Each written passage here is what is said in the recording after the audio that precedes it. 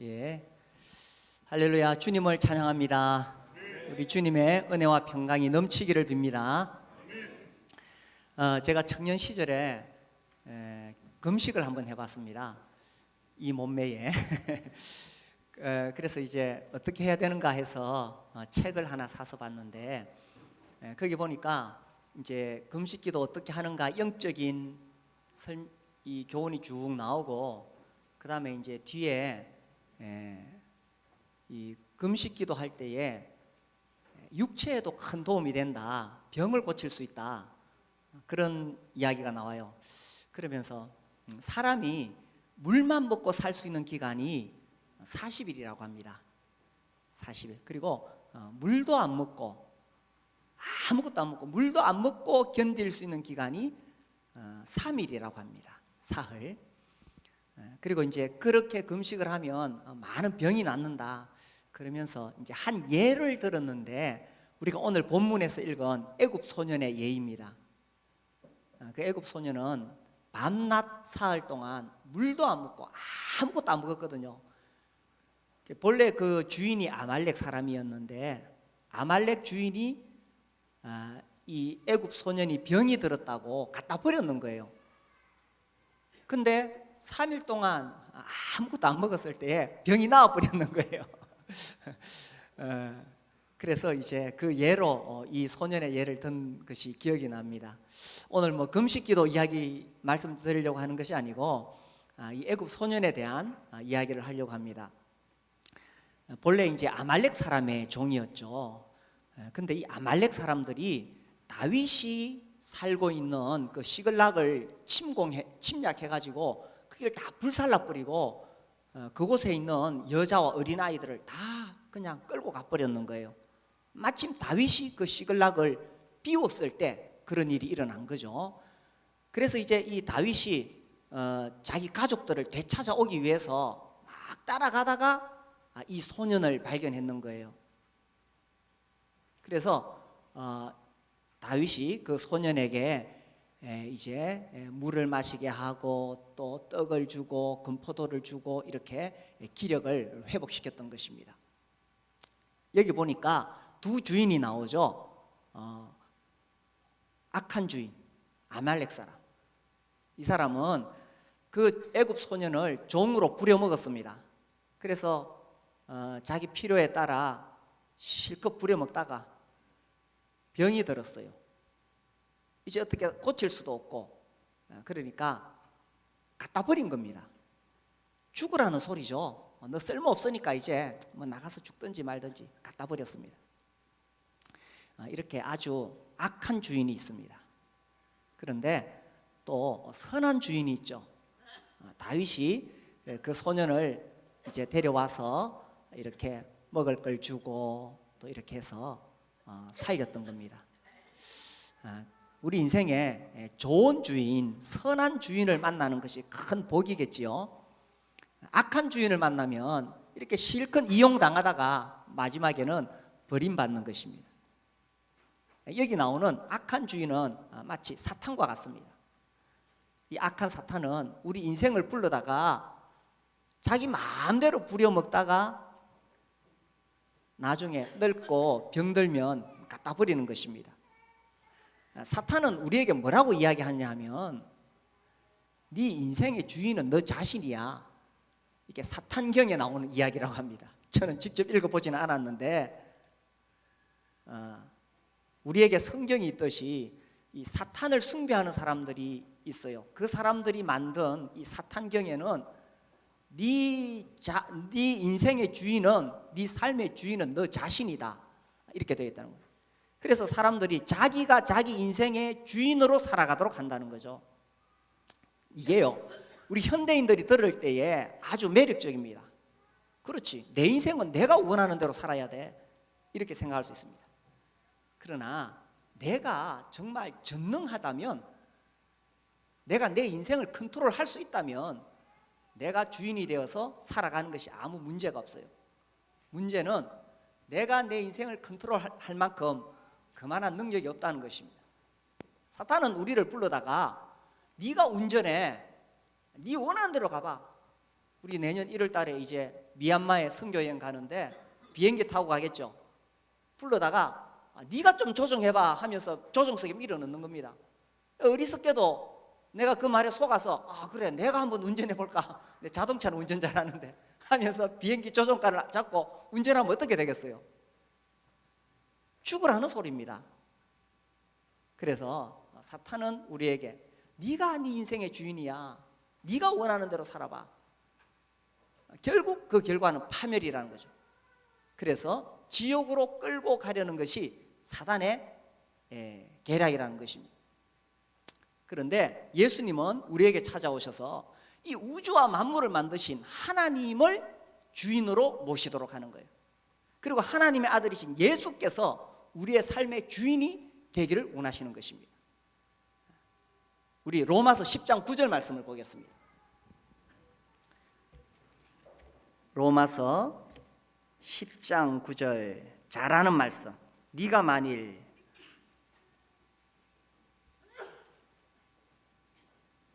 찾으셨나요?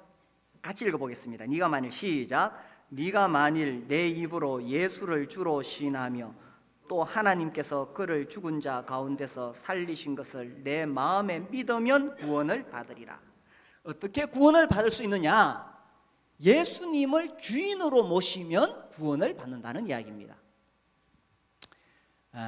죄가 뭐냐? 사람들은 죄라고 하면 뭐 싸움질하고 도둑질하고 거짓말하고 이런 게 죄라고 생각합니다. 물론 그것도 죄이지만 근본적인 죄는 자기가 주인 되어 살아가는 것이 근본적인 죄라는 거예요. 우주와 만물을 만드신 하나님, 창조주, 그분이 만드셨기 때문에 그분이 주인이신데 사탄은 자꾸 내가 인간이 스스로 주인이라고 계속 이렇게 속이는 거예요. 그래서 하와에게도 이야기했죠. 선악과 저 봐라. 선악과. 네가 그것을 먹는 날에는 네 눈이 밝아 하나님과 같이 된다. 네가 선악과 저거 따먹으면 네가 하나님 되는 거야. 그래서 그것을 따먹게 되는 거죠. 사람이 하나님의 자리에 앉아 있는 것, 이것이 죄라는 것입니다. 이게 가장 근본적인 죄라는 거예요. 그리고 그 결과 우리의 살아가는 삶 속에서 내가 주인이고 내가 하나님이기 때문에 모든 것을 내가 판단하고 내가 하고 싶은 대로 하고, 그렇게 하다 보니까 우리 삶에서 죄의 열매를 맺게 되는 거죠. 회개가 뭐냐? 구원을 받으려면 우리가 회개를 해야 되는데, 회개가 뭐냐 하면 내가 주인된 삶에서 돌이켜서 예수님이 주인이시구나, 이 우주 만물을 만드신 창조주가 주인이시구나 하고 예수님을 영접하는 것이, 이것이 구원이라는 겁니다. 이해되시죠?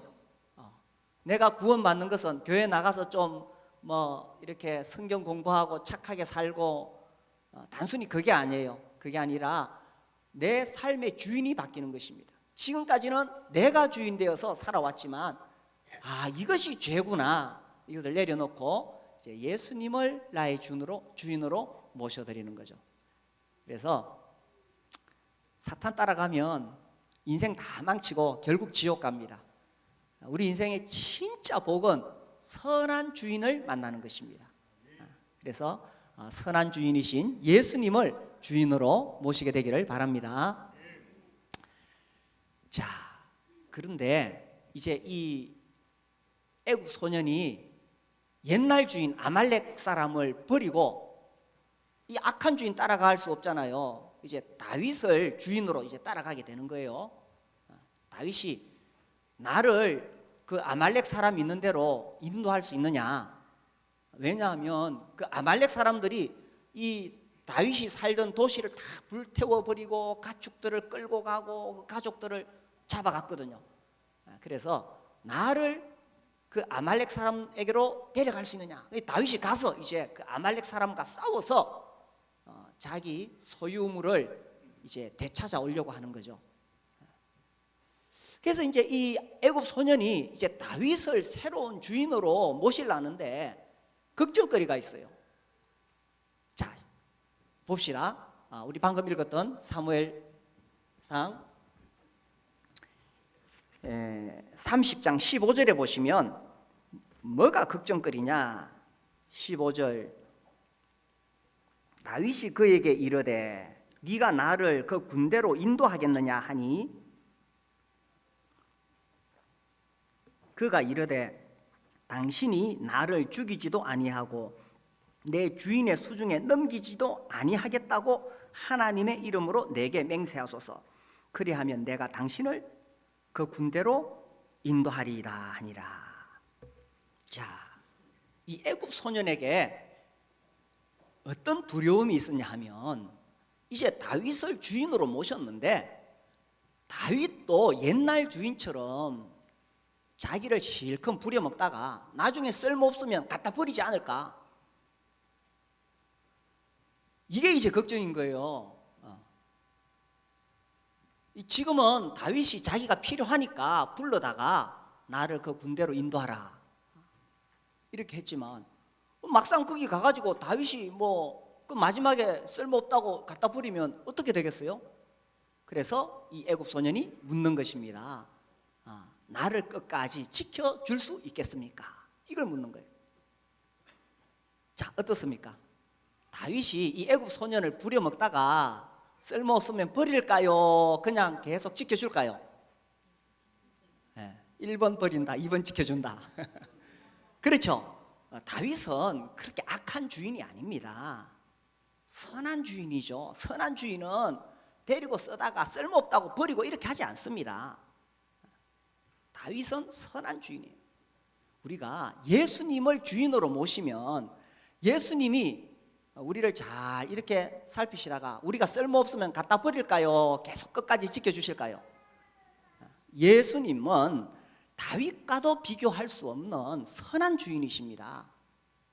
그러니 예수님께서 내가 예수님을 주인으로 모셨을 때에 이제 내가 구원을 받았는데 내가 마음에 안 든다고 예수님이 나를 버리시겠느냐? 어떨까요? 내가 이제 예수님 주인으로 모시고 살아가는데 내가 제대로 예수님 앞에서 거룩하게 살지 못하고 죄도 짓고 넘어지고 하면 예수님이 나를 갖다 버릴까요? 그래도 지켜주실까요? 이게요, 구원이 누구의 손에 있느냐 하는 것입니다. 누구의 손에 있느냐. 자, 내가 예수님을 주인으로 모시고 구원을 받았는데 구원이 내 손에 있다면은 내가 이 구원을 지켜야 되는 거예요. 내가 잘못하면 구원을 잃어버리니까 내가 선하게 살아야 되고 내가 착하게 살아야 되고 내가 교회 와서 봉사해야 되고 어쨌든 내가 이 구원을 지켜야 되는 거예요. 그래서 단지 예수의 십자가 보혈로만 구원받는 것이 아니라 플러스 알파를 해야 된다고 생각하는 거예요. 많은 사람들이 이걸 오해하기 때문에 확신을 얻지 못하는 거예요. 내가 예수 십자가만 믿어서 구원받을 수 있느냐? 그래도 내가 선하게 살아야지 플러스 알파 선행이 있어야 된다고 생각하는 것입니다. 그런데 중요한 것은 뭐냐 하면 구원이 나의 손에 있는 것이 아니라 누구의 손에 있다고요? 하나님의 손에 있는 거예요. 내가 구원을 지킬 수가 없어요. 내가 지킬 수 있으면 내가 주인 되지. 내가 주인 되어서 내가 살아가면 되지. 그런데 자기 구원 지킬 수 있겠어요? 오늘 아침에 그렇게 주님 사랑하다가 직장 생활 하다 보면 또 짜증이 나가지고 화를 내기도 하고, 그죠? 또 집에 와가지고 부부싸움 하기도 하고. 그렇게 내 마음에 주님을 향한, 정말 주님을 향한 그 사모함과 기쁨과 열정이 있다가도 우리가 살다 보면 또 내 마음속에 또 악한 생각이 올라오고 세상이 더 커 보이고 또 돈 벌러 가고 싶고, 내가 내 마음을 지킬 수가 없고 내가 내 구원을 지킬 수가 없는 거예요. 하나님 만약 나를 구원하신 다음에 네가 구원을 지켜라 이러면은 지킬 수 있는 사람 있을까요? 없을까요? 한 사람도 없는. 구원이 누구의 손에 있다고요? 오직 하나님의 손에 있는 거예요. 자, 우리가 잘 아는 요한복음 10장 28절 보겠습니다. 요한복음 10장 28절과 29절. 내가, 자 10장 28, 29절 같이 읽겠습니다. 시작. 내가 그들에게 영생을 주노니 영원히 멸망하지 아니할 것이요 또 그들을 내 손에서 빼앗을 자가 없느니라. 그들을 주신 내 아버지는 만물보다 크심에 아무도 아버지 손에서 빼앗을 수 없느니라. 자, 우리가 구원을 받은 것은 내가 어떤 노력을 통해서 받은 것이 아니라 나는 아무것도 할 수 없는데 단지 하나님께서 손을 내밀어서 나를 붙잡아 주셨기 때문에 구원을 받은 거예요. 예수님의 손에서도 아무도 뺏을 수 없고 하나님의 손에서도 아무도 뺏을 수 없어요. 우리가 복음 전할 때 자주 이 예화를 듭니다. 내가 물에 빠져서 막 이제 죽어갑니다. 이제 물에서 도저히 내 힘으로 나올 수가 없어. 내 힘으로 안 돼. 우리가 죄에 빠져서 내 힘으로는 이 죄에서 구원받을 수가 없는 거예요. 그런데 저기서 구조대원이 왔어. 구조대원 좀 나와보실래요? 구조대원이 나와서 살려주세요. 내가 손을 내밀었어요. 자, 내 손을 잡아야 이제 내가 이 구조대원을 살잖아요. 어떻게 잡을까요? 구조대원이 내 손을 이렇게 잡아. 그렇죠? 만약 이렇게 잡으면 내가 가다가 힘이 빠지면 어떻게 되겠어요? 넣으면은 이게 떨어지죠. 구조대원을 어떻게 잡는다고요? 이렇게 잡죠. 이렇게. 또 어떻게 잡아요? 한 손으로? 또 이렇게 잡아요. 저기. 예. 자, 내가 손을 놨어요. 손을 놔서 어떻게 돼요? 예수님의 손이 잡고 있고 하나님의 손이 잡고 있는 거예요. 예, 고마워요. 자, 내가 손을 놔도 누가 잡고 있어요? 예수님이 잡고 있고 하나님이 잡고 있는 거예요. 그래서 구원이 내 손에 있으면 내가 이거 안 놓치려고 막 형을 쓰는데 우리는 놓쳐요. 내 힘으로 내 구원을 지킬 수가 없어요. 우리 인간은요, 죄를 지은 정도가 아니라 우리 인간은 근본이 죄인이에요. 근본 죄인. 죄에서 회개를 하고 구원을 받는데 이 사람들이 아이고 죄에서 회개하라 그러니까 이제 교회에 와가지고 그래 내가 죄 지은 거 많지 내가 회개해야지. 그게 아니에요. 내가 죄 지은 게 많아서 죄인인 게 아니고 우리 인간은 근본 자체가 죄인인 거예요. 이걸 깨달으셨나요?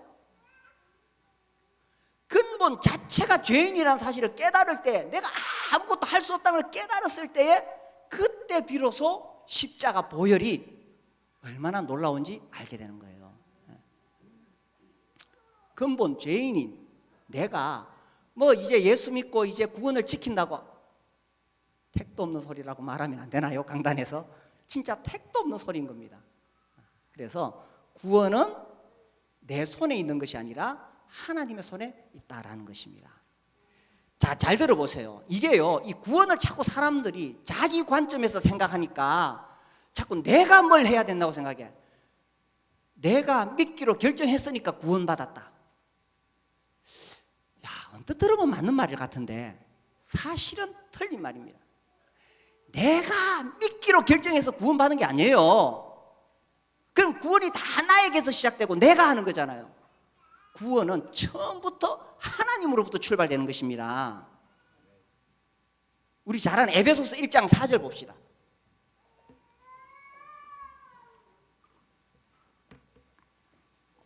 에베소서 1장 4절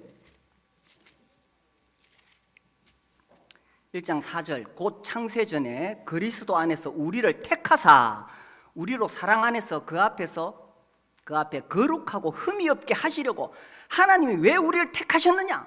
왜 예정하셨느냐? 처음부터 하나님께서 우리를 하나님 앞에서 거룩하고 흠이 없게 하시려고 그 기쁘신 뜻대로 우리를 예정하사 예수 그리스도로 말미암아 자기 아들들이 되게 하셨으니 이는 그가 사랑하시는 자 안에서 우리에게 거저 주시는 바 그의 은혜의 영광을 찬송하게 하려는 것이라. 우리는 그리스도 안에서 그의 은혜의 풍성함을 따라 그의 피로 말미암아 속량고 죄사함을 받아. 쫙 이렇게 내려가죠. 자, 구원은 내가 믿기로 결정해서 구원받아. 이게 구원파가 하는 소리예요. 구원파. 이 구원은 어떻게 들어보면 그럴듯한데 성경에서 벗어난 부분이 많이 있습니다. 구원은 나에게서 출발되는 게 아니라 하나님에게서. 하나님이 먼저 창세전에 예정하셨어요. 하나님이 나를 예정하셨다가 마음에 안 든다고 포기하실까요? 하나님은 완전하신 분이십니다. 제가 지난주에 이 토즈의 갓, 책 제목이 갓, G.O.D. 하나님. 이라는 책을 지금 지난주에 계속 읽고 있어요. 그 이제 1장이 뭐냐 하면 하나님은 완전하시다. 그 완전하신 하나님이 창세전에 나를 구원하시기로 예정하셨는데 중간에 마음에 안 든다고 계획을 바꾸실까요? 바꿀까요? 안 바꿀까요? 하나님이 한번 정하시면 그건 절대로 변개될 수 없는 거예요. 나를 하나님 앞에서 그 사랑 안에서 거룩하고 흠이 없는 자로 삼으시려고 예정하셨으면 그건 영원한 거예요. 하나님 먼저 예정해 놓으셨어. 그 다음에 하나님의 아들 예수 그리스도를 이 땅에 보내서 십자가에 피 흘려 죽게 하시고 부활하셨어요. 그래서 그 십자가로 우리의 죄를 다 씻어 주신 거예요. 그리고 성령님이 나에게 찾아오셔서 나에게 어떤 전도자가 왔어. 그 전도자가 나한테 하나님 말씀을 전해요. 그때 성령께서 나로 하여금 날 부르시는 거예요. 부르심. 외적 부르심, 내적 부르심. 그래서 나를 부르시는 거예요. 네가 예수를 영접해라. 그래서 내가 예수님을 영접하게 된 거예요. 내가 믿기로 결정해서 구원받는 게 아니라 창세전부터 하나님께서 예정하시고 십자가를 통해 이루시고 때가 되었을 때 성령을 통해서 내가 믿을 수 있도록 믿음을 주신 것입니다. 삼위 하나님, 성부, 성자, 성령께서 나의 구원을 위해서 그 완전하신 하나님께서 이런 구원을 이루어 놓으셨는 거예요. 그러니까 구원이 내가 믿기로 결정해. 나에게 자꾸 내가 뭘 해야 된다고 하니까 내가 잘못하면 구원 잃어버리지. 그래서 구원은 하나님의 손에서 시작되어지고 하나님에서부터 모든 것에서 마지막까지 이루어지는 거예요. 이 사람들이 아유 그래도 내가 구원을 잃어버리면 어떡해요? 하나님께서 그렇게 무능력한 분이 아닙니다. 하나님께서 우리에게 성령을 주셔서 내 안에 계신 성령으로 하여금 이 땅에 사는 동안 수없이 많은 유혹이 있고 시험이 있을지라도 끝까지 내가 믿음을 지키도록 성령을 보내주시는 거예요. 성도의 견인이라 그런 거예요. 제가 가끔씩 그런 생각을 합니다. 야, 나는 정말 믿음을 지킬 수 있을까? 지금요 우리나라가 심상치 않아요. 만약에 또 예를 들어서 북한이 밀고 내려와 대구를 점령했다. 제일 먼저 누가 잡혀가겠어요? 제가 잡혀갔는데 야 저렇게 고문당하고 두들겨 맞고 내가 내 믿음을 지킬 수 있을까? 내가 내 믿음을 지키는 게 아니에요. 누가 지키게 해주십니까? 성령께서 나로 하여금 믿음을 지키게 해주시는 거예요. 그래서 디모데후서 1장 12절에도 의탁하리니 그가 그리스도의 예수의 날까지 지켜주신다 이렇게 되어 있는 거예요. 내가 지키는 게 아니라 주님이 나를 지켜주시는 거예요. 그래서 신앙생활이라는 것은 나 중심으로 흘러가는 것이 아니라 이제 하나님께서 시작하셨고 하나님께서 끝까지 이루어 가시는 거예요. 그래서 선한 주인은 어떻게 하신다고요?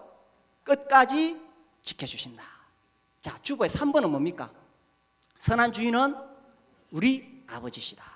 그렇죠. 내가 예수님을 주인으로 모셔드리면 물론 내가 하나님의 일을 한다는 입장에서는 종입니다. 그러나 근본 신분은 하나님은 아버지시고 나는 아들인 거예요. 요한복음 1장 12절 영접하는 자 곧 그 이름을 믿는 자들에게는 뭡니까? 하나님의 자녀가 되는 특권을 주셨죠. 우리가 하나님 자녀라는 거예요. 놀랍죠? 별로 안 놀라시는데 어느 날 우리 집 앞에 검은 승용차가 딱 고급 승용차가 섰어요. 그 신사 두 분이 딱 내리더니만 서류철을 저한테 딱 내밀면서 선생님 최근에 이건희 회장님께서 선생님을 아들의 자격을 허락하셨습니다. 여기 사인해 주시죠. 그러면 그때 할렐루야 할 사람 많을 거야. 그것과 비교도 안 되는 것입니다. 우리가 예수님을 나의 주인으로 영접했을 때에 하나님께서 나를 자녀가 되는 권세를 주셨다는 것입니다. 놀라운 거죠. 우리 로마서 8장 15절 봅시다. 로마서 8장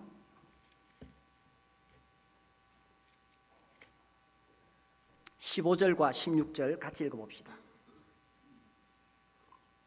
여기서 종과 아들의 차이가 뭔가를 잘 보세요.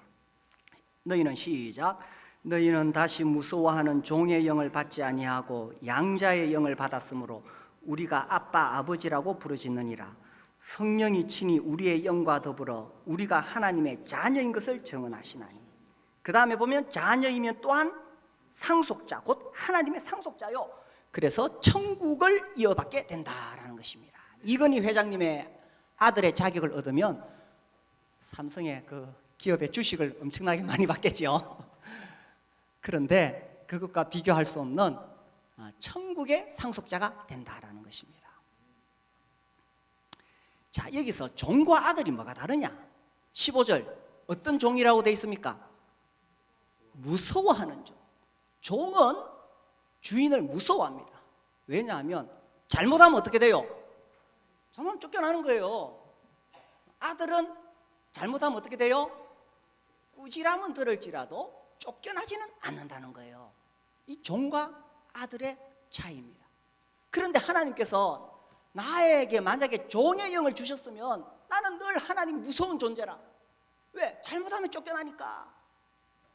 아들이라면 좀 늦잠 자고 깨어러도 하나님께서 내 아들의 신분을 빼앗아가지는 않는다는 것입니다. 하나님께서 나한테 아들 만들었다가 마음에 안 든다고 다시 빼앗아가겠어요? 어떻습니까? 집에 자녀 키우시는 분들, 아들이 마음에 안 든다고 어떻게 고아원에 보내겠어요? 네, 안 보낸대요. 어떤 고아원에, 요즘 보육원이라 그럽니다. 보육원에 한 신사가 찾아왔습니다. 이 신사는 자기가 하나님으로부터 받은 사랑을 보여주고 싶어서 그 고아원에 정말 그 버려진 한 아이를 데려다가 자기 양자로 삼았어요. 그리고 이제 법적인 절차가 다 끝났습니다. 다 끝나서 이제 그 아이를 자기 집으로 이제 데리고 왔어요.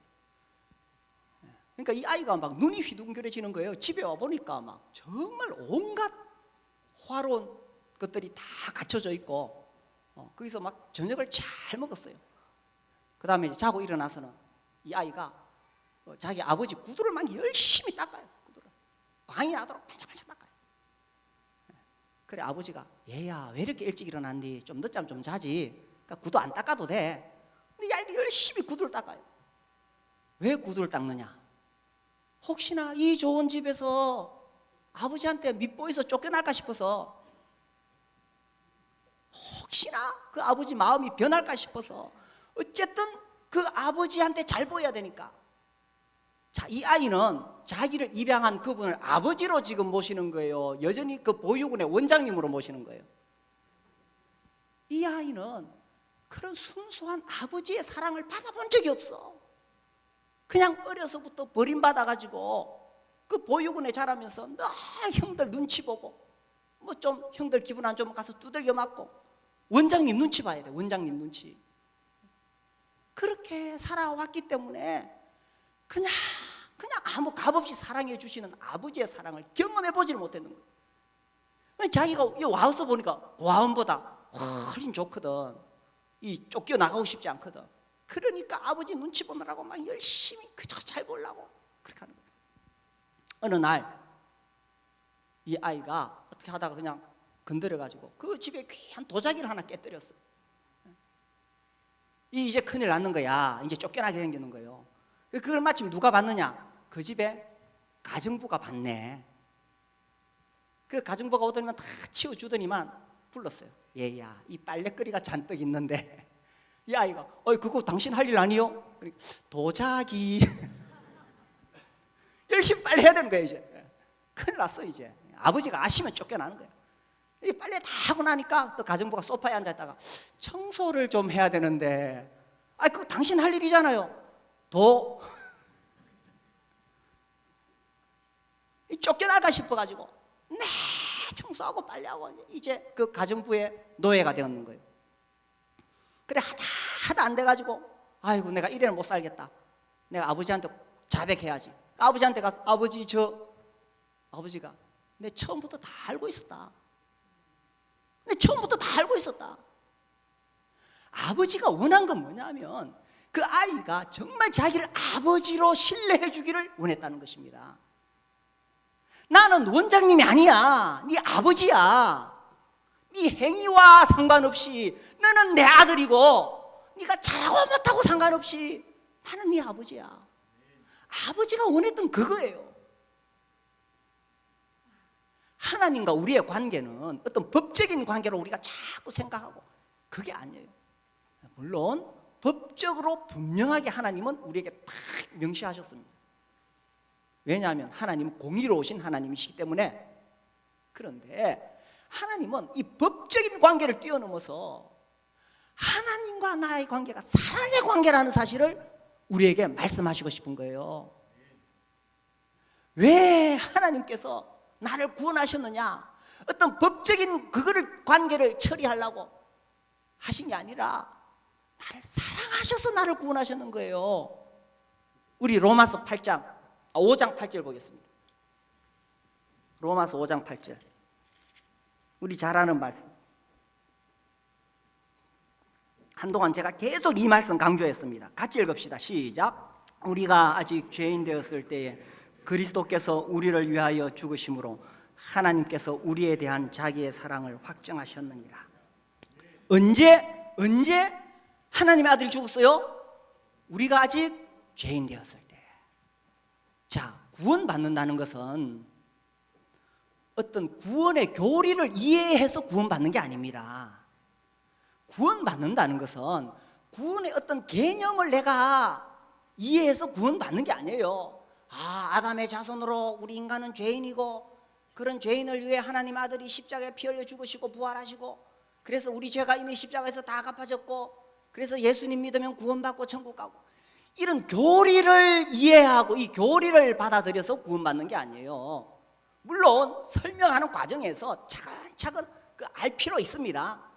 그러나 진짜 구원은 어디에 있냐면, 내가 아직 죄인 되었을 때 나를 위해 죽어주신 그 아들을 보내신 하나님의 사랑을 받아들이는 데 있다는 사실입니다. 우리 가운데 아직도 나는 이 구원의 교리를 분명하게 알았어, 난 구원받았어, 이렇게 생각하는 분이 있다면 그러니까 그 모양 그 꼴로 사는 거예요. 진짜 중요한 것은 이 하나님의 사랑을 깨닫는 데 있다는 것입니다. 내가 무슨 구원받을 만한 자격이 있어서 구원받은 게 아니에요. 가치가 있어서 구원받은 게 아니에요. 우리가 아직 죄인 되었을 때에 하나님께서 자기 아들을 십자가 내어주셔서 우리에 대한 자기의 사랑을 확정하셨느니라. 도장을 꽝 찍으시고, 이 사랑 변치 않는다. 내가 이제 구원받은 다음에 내 하나님 마음에 안 든다고 취소하시겠어요? 하나님 완전하신 분이십니다. 하나님의 사랑은 무한합니다. 그래서요, 이 구원은 하나님의 사랑을 깨닫는 데서 내가 확신하는 거예요. 하나님의 사랑. 이 사랑은요, 법적인 관계를 뛰어넘는 거예요. 물론 성경은 내가 어떻게 구원을 받았는가에 대해서 매우 논리적으로, 법적으로 아주 선명하게 설명하고 있습니다만은 사랑은 그걸 뛰어넘는 거예요. 하나님은 이 성경을 통해서 여기 기록된 말씀 뒤에 있는 하나님의 사랑을 우리가 깨닫기를 바라시는 거예요. 사랑은요, 사랑하면 무섭습니다. 사랑하면 못할 짓이 없는 거예요. 1차 세계대전이 끝나고 유럽에 많은 고아들이 생겼어요. 부모 잃은 아이들, 먹을 것도 없고 잠잘 곳도 없고 버려졌어요. 그래서 미국에서 돈을 많이 보내가지고 원조를 했습니다. 그런데도 워낙 고아가 많으니까 필요한 것을 다 채울 수가 없었던 거죠. 어느 고아를 돌보는 시설에 한 남자가 자기 딸아이를 데리고 왔어요. 이 남자 보니까 막 못 먹어가지고 완전 바싹 말랐고 눈이 비정상적으로 밝았다, 이렇게 기록되어 있습니다. 사람이 그런가요?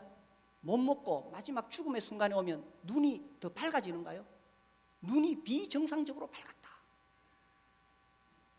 그 병든 몸으로 와가지고는 여기 제 딸을 맡길 수가 있겠습니까? 그 시설에 있는 분들이 규정상, 이곳의 규정상 부모 중에 한 사람이라도 있으면 우리가 맡을 수가 없습니다. 우리 형편이 너무 어렵습니다.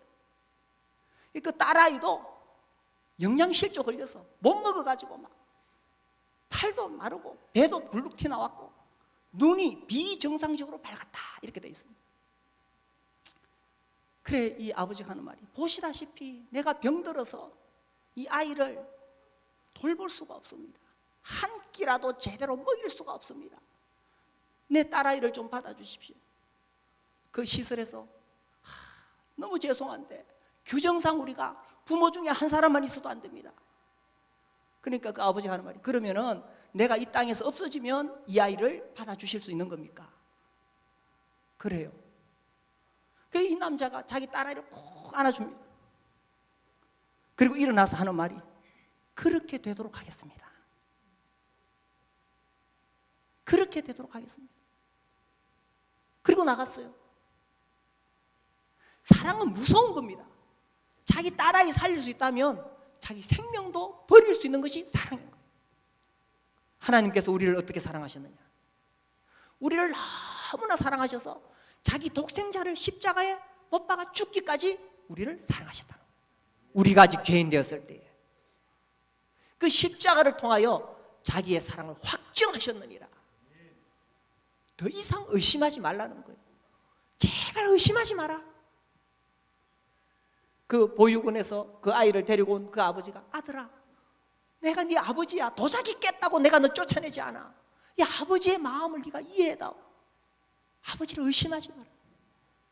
한 번 아들이면 영원히 아들인 거예요. 자식은 부모를 버릴 수 있어도 부모는 자식을 못 버리는 거예요. 그 자식을 위해서 무슨 짓이라도 할 수 있는 것이 부모의 마음이에요. 우리 하나님께서 그렇게 하신 거예요.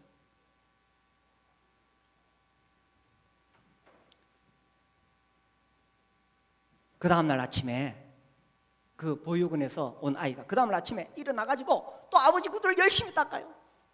그런데 그 전날하고 달라요. 노래를 부르면서 막 신나게 구두를 닦고 있어요. 왜 닦을까요? 자, 하나님께서 우리를 그 사랑으로 구원하셨으니 우리의 구원이 영원한데, 그러면 내가 뭐 그냥 내 마음대로 살아갈까요? 우리가 왜 하나님을 섬기는 겁니까? 구원을 잃어버릴까 봐서 하나님을 섬기는 거예요? 아니면 나 같은 죄인을 구원해 주셔서 너무 고마워서 하나님을 섬기는 거예요? 왜 내가 교회에 와서 예배 드립니까? 구원 잃어버릴까 봐? 왜 목자로 섬깁니까? 왜 매주 사람들 불러 모아다가 밥에 먹입니까? 왜 사람들에게 가서 예수 믿으라고 전합니까? 우리 목장에 한번 와봐. 모욕을 당하면서도, 비난을 당하면서도, 그래도 우리 목장에 한번 와봐. 왜 우리가 예수님 전하려고 합니까? 잘못하면 하나님 앞에 쫓겨날까 싶어서 그렇게 하는 겁니까? 아니면 하나님이 나에게 베푸신 사랑이 너무나 커서 내가 할 수 있는 일이 뭘까? 이렇게 큰 사랑을 받았는데 내가 할 수 있는 일이 뭘까? 내가 할 수 있는 거 조금이라도 해야지. 그거 한다고 뭐 하나님 앞에 뭐 보탬이 되겠어요? 내가 헌금 좀 한다고 하나님 뭐 보탬이 되겠어요? 그냥 내 마음에 그냥 하나님 앞에 그냥 뭔가 해보고 싶은 거예요. 드리고 싶은 거예요. 구원을 지키려고 섬기는 것이 아니라 하나님의 큰 사랑에 우리가 감동을 받았기 때문에 내 인생을 하나님께 드리는 것입니다. 형제들의 모임 교회사 책에도 나오죠, 그죠? 제가 그 형제운동 역사 살펴보니까 하나님으로부터 받은 사랑이 너무나 커서 그래서 그들이 복음 전하러 가는 거예요. 특히 이 브래드린이 헌신했던 중앙아프리카, 그 중앙아프리카는 가면은 몇 주 후에 죽는 곳이에요. 왜? 거기는 워낙 풍토병이 심했기 때문에. 그 가면 죽는 거예요. 그런데 죽을 줄 알면서 가는 거예요. 왜? 구원 잃어버릴까 싶어서? 구원 지키려고? 천국 가려고? 아니에요. 하나님으로부터 받은 사랑이 너무나 커서 나도 가서 전하다가 죽어야지.